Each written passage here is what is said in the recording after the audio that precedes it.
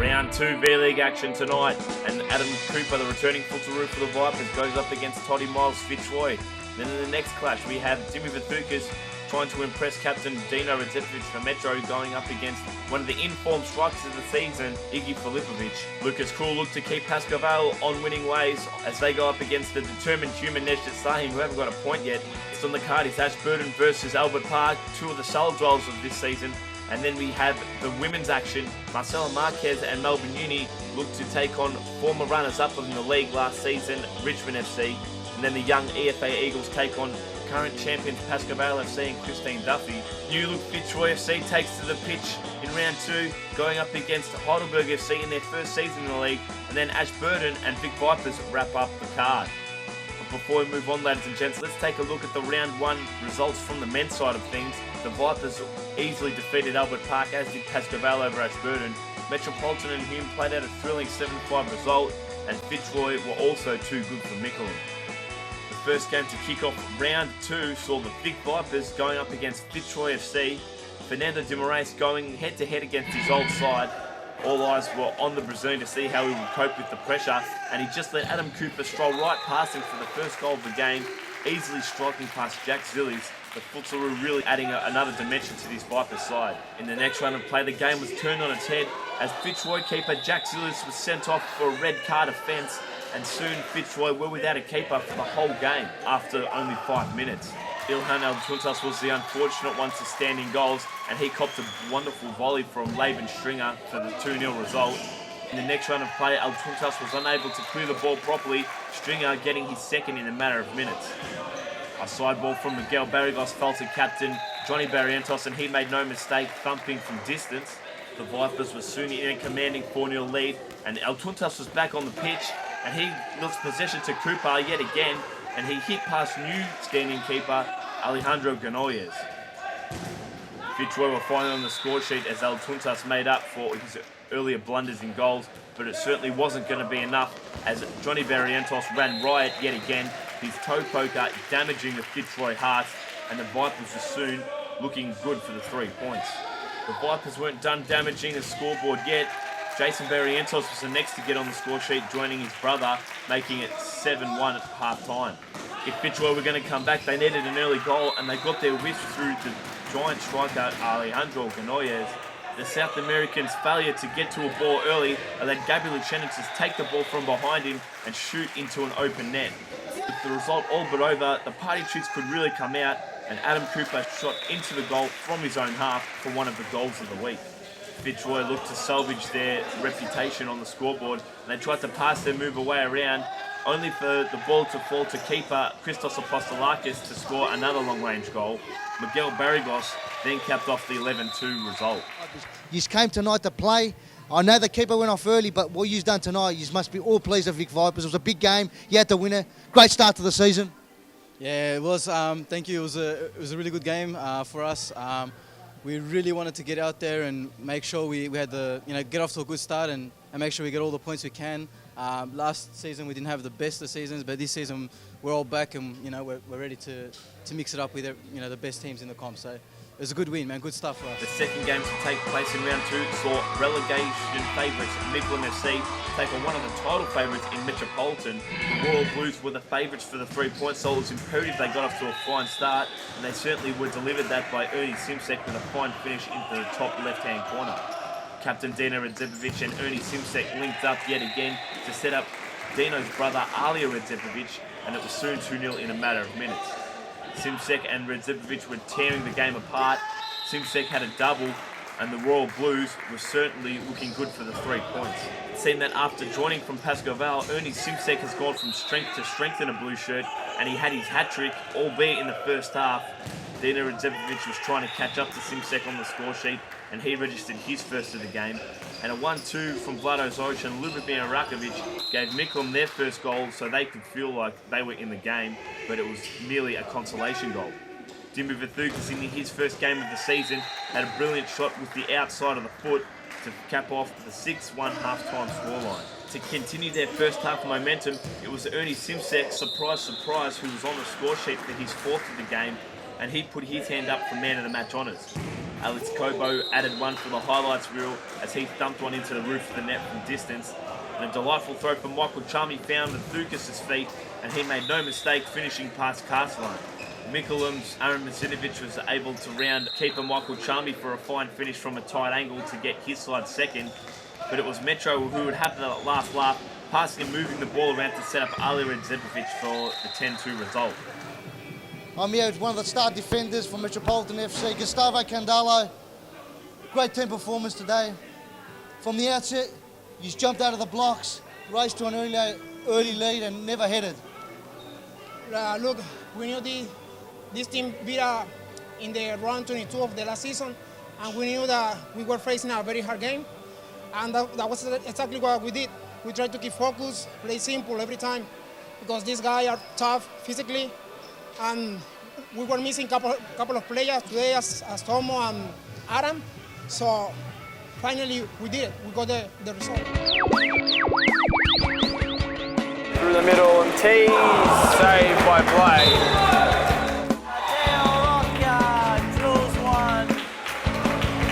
Past Chan, gets his second goal of the game. The dangerous left foot of Maxi Avram. Always have to know the ball is going to Avram down that line. Slovacek, Josh Slovacek! What a goal! He's put him straight back. And Brunswick draw level. The big strike there and a great save by Digby.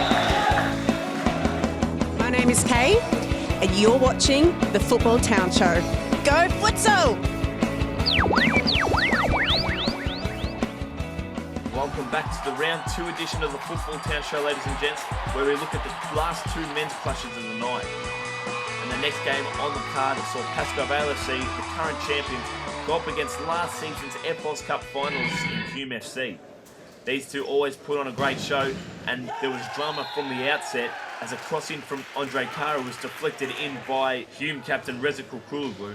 Patient build-up play by Pascoe Vale, which has been tradition over the past few years, soon paid off as Bruno Pilati finished as he was unmarked at the back post. The current champions found themselves in a commanding 2-0 position, and Joel De Silva extended their lead to 3-0 as he made no mistake from his one-on-one opportunity. Just before the break, Nejdet Sahin scored a delightful free kick past Lorenzo De Paris. It was soon game on at 3-1. Just before half-time, Sofian Sufi had a long-range penalty, but he was unable to convert, hitting the top signing, which is quite uncharacteristic of the Frenchman. To open up the second half scoring, it was an absolute screamer from giant Italian striker Matteo Rocca, the former Ashburton man, claiming one of the goals of the week. Some beautiful passing build-up play by Hume almost paid dividends, but luckily young keeper Samir was on his game and tipped over the bar. With the game all but over and the 3 points going to Pascoe Vale, Nejdet Sahin scored his second to cap off the 4-2 result. Lorenzo, you're missing a lot of players today, you know, with Robert Armelini, JJ, there's a few, and to do what you've done out there, the depth of the squad's just unbelievable at Pascoe Vale, isn't it? Yeah, this squad is very, very, very strong. We don't have we don't distinct players. We play for Pascoe Vale. If Felipe are playing, if Samir is playing, all the guys will play. We play for Pascoe Vale. We play all the plays. Sometimes some players can't come, but we are here. We play for Pascoe Vale. That's it. We made a big squad, but for win. You need a big squad, don't you, in the V-League? Yeah, we need. It's a long competition. We need players. Everyone saw the last season was hard. Sometimes I had to play on the field, but happened. The final game for round 2 saw 2 lowly ranked sides in Albert Park and Ashburton go to head-to-head. So both teams fancied their chances in taking the 3 points and getting away from the relegation zone. To open up the scoring was a deflected David Akavisi strike, and it had wrong-footed Mo Kuzicu, who was also blinded. It could have been 2-0 in a matter of minutes, but Rodrigo Covarrubias, the strike, deflected off the post, then off the keeper, and then out for a side ball. Covarrubias made no mistake in setting up strike partner Josh Berrios, and then Ashburton was soon in a 2-0 commanding position. There was more fortune to come for Ashburton as Covarrubias then set up George Michelli, So the new signings for Ashburton were really gelling well together as they were taking Ashburton apart. Next on the score sheet, it was none other than Ricky Castro, the former Vic Vipers man, was really proving an important cog in this Ashburton wheel, as was George Michele, the youngster, getting his second, making it 5-0 at half-time. To open up the second half, Ricky Castro set up defender Moe El-Gharabi to stream forward for a rare goal, and it looked like Albert Park were dead and buried, although a Kang Pham strike hit the crossbar. It wasn't good enough. As we all know, goals win you games. And that's why Ashburton found themselves in a 7-0 lead. They took their chances. Josh Berrios scoring an absolute screamer for his second. Rodrigo Covarrubias finally got on the score sheet after grabbing 3 assists. It was well deserved by the South American striker, and Ashburton was soon home and hosed. That wasn't without a bit of late drama, as Elise Mutabazi had his penalty saved by Con Macris, as did Moe Kuzicu as the time was running out, and missed a total of 5 penalty kicks, and which Con Macris also got a couple of hands to. Luckily, Elise Mutabazi added a late consolation goal to cap off the 8-1 result. I'm here with the star from Ashburton, Ricky Castro. The way the boys backed up today, a whole new side. You're probably only one of the lone survivors that are remaining from last season with Joaquin and Mikel Jota. And to bounce back from last week's demoralising loss 10-2 to Pascaval, and to do what he's done today must be very pleasing. And the inclusions Ben Gearbock is bringing in has been unbelievable. It was unbelievable. It's good character by the boys that did come today, the new additions to the team. But, you know, we were demoralised last week, but, you know, that's what can you do? You know, 2 of your key players just, you know, leave you just like that. You know, they give you a week's notice, not even. So it's hard to come by quality players, you know. But good luck to those two. Wish them all the best of luck. And we just got to start rebuilding. There it is, ladies and gents, the second round into this brand new 2013-14 season. It's all up in the air. Who's going to finish on top in the top 4 and in the relegation zone? Let's have a look at the results. The Vipers, way too good for Fitzroy. Metro, way too good for Mickleham. Pascoe Vale just got over the top of Hume in a thriller, while Ashburton proved too strong for Albert Park, who'll be in the relegation zone. In saying that, let's have a look at the round 2 standings. Pascoe Vale, Metropolitan and the Vic Vipers are all tied up on 6 points apiece. Fitzroy are inside the top 4 on goal difference above Ashburton, while Hume, Albert Park and Mickleham are all separated by goal difference in the bottom 3 places on the ladder. Having a look at the top 5 goal scorers after round 2, it's no surprise Metropolitan's in-form striker Ernie Simsek leads the way on 5, Jason Barrientos from the Vipers is on 4, while Joel De Silva, Lucas Krull from Pascaval are on 3, also Dino Redzepovic is also on 3. Having a look at the round 3 fixture for next week, you can't mix next week's fixture as Albert Park and Fitzroy takes to the pitch, Mickleham and Pascaval top versus bottom, Ashburton and Hume will battle it out for the top 4, and the Vic Vipers and Metropolitan will go a long way in deciding the race for the title. Well, that's all from the men's side of things. Let's join Jimmy Soufis to take a look at the women's premiership. Now taking a look at the women's side of things, ladies and gentlemen, champions Pascoe Vale thrashed Fitzroy, while wins for Ashburton and Melbourne Uni kickstart their season, as well as a thrilling 3-3 draw between the Vipers and Richmond. We take a look at the first clash of round 2 between Richmond and Melbourne Uni. The game of the round it was built up to be, and it was Richmond who got off to the better start, Tina Britakos capitalising on a Melbourne Uni defensive mistake to open the scoring. For Marcela Marquez laid it off for Leticia Samet to get her first goal of the season and level things up. It was Marquez again creating play as she cut the ball back for Emma Johnson to get her first V-League goal and put Melbourne Uni ahead for the first time on the night. Marquez again causing headaches to the Richmond defence as she slotted home at her second and Melbourne Uni's third as Richmond started to have the game taken away from them. Marquez again the driving force as Leticia Samet got her second. Marquez having an absolutely brilliant game. And it was Marquez again, you would have guessed it, who laid off Emma Johnson for her second. Marquez slotting in Leticia Samet as she was having an absolute field day out there. 6-1 at half time, Sarah Clapham was called upon, but she could not stop Nikki Cook, keeping out the 7th goal. And again, a 3-on-1 counter-attack, lazy defending from Richmond made it 8-1, Nikki Cook getting a quick-fire double. Emma Johnson then finished off another close-range strike as Richmond were looking absolutely woeful before Naomi Mossinson got her first goal in the V-League. And it just got even easier as Marquez finished off another goal, which got her second. Some good work from Melinda Aloisio got Kiara White a clean strike on goal and her first goal in the V-League. But this game belonged to Marcela Marquez, who absolutely tore the Richmond defence apart, setting up Mossinson for her second, finishing the night with 6 assists in the 12-2 win. Yeah, no, absolutely. I think that's why we have so much fun, and I think we play pretty football because we play as a team. I know that we're all good players, but we're even better because we play as a team. We play for each other, so that makes us better. Cooper just deftly chips the goalkeeper. And Cooper with a lovely finish to put the Vic Vipers 3-0 in the lead. Oh, it's a good save by Blaine. Sonacool, what a finish! That's a lovely run and finish from Sonacool. He's put a 2-goal buffer with 1 minute left on the clock. Oh, it's a big save from Goran and it's a double save. And Eric Armitage so focused through all of them.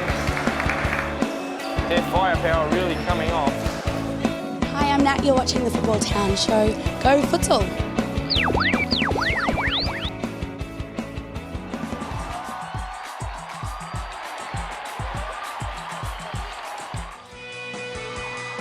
The next clash on the card saw EFA Eagles taking on champions Pascoe Vale. The last time these two sides met, Pascoe Vale won 19-0, a result the Eagles would look to erase today. But they didn't get off to the best of starts when Christine Duffy opened the scoring, turning Mankia easily down the line. Before a poor clearance was intercepted by Ili Jakob, and she played a brilliant ball to the back post for Sarah Richardson to open her account for the night. Naomi Ryan did really well out on the right flank, beating Duffy and Jakob, playing in Steph Cope, who made no mistake, pulling the Eagles back within a goal. Although it was short-lived when Jakob played it into Richardson, who put it across, and Duffy got her second goal. Morani Sheck came on and made an instant impact as she rounded out the first half scoring, slipping it under keeper Finley Nobbs. An indirect free kick saw Richardson get her second as Pascoe Vale began to really run away with this clash. Jakob and Richardson linking up again to make the score 6-1, Ili Jakob getting her first of the night. For a defensive error, good pressure from the Pascoe Vale girls saw Richardson tee up Jakob again. She poked home and it became 7-1. Christine Duffy smashed home her third as the game was quickly being taken away from the Eagles and Pascoe Vale looked to be playing for goal difference. Before it fell to Duffy again, who hit home another, making it 4 for her on the night, before captain Maddie Stockdale played a brilliant through ball to Cope, who again made no mistake dinking it over Borman with a quality finish, giving the Eagles some consolation.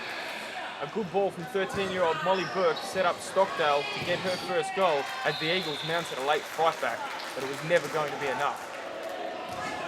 Jakob again at the heart of the Pascoe Vale attack as her shot was deflected to Duffy to get her fifth to seal the win. I'm here with one of the stars from Pascoe Vale, Christine Duffy.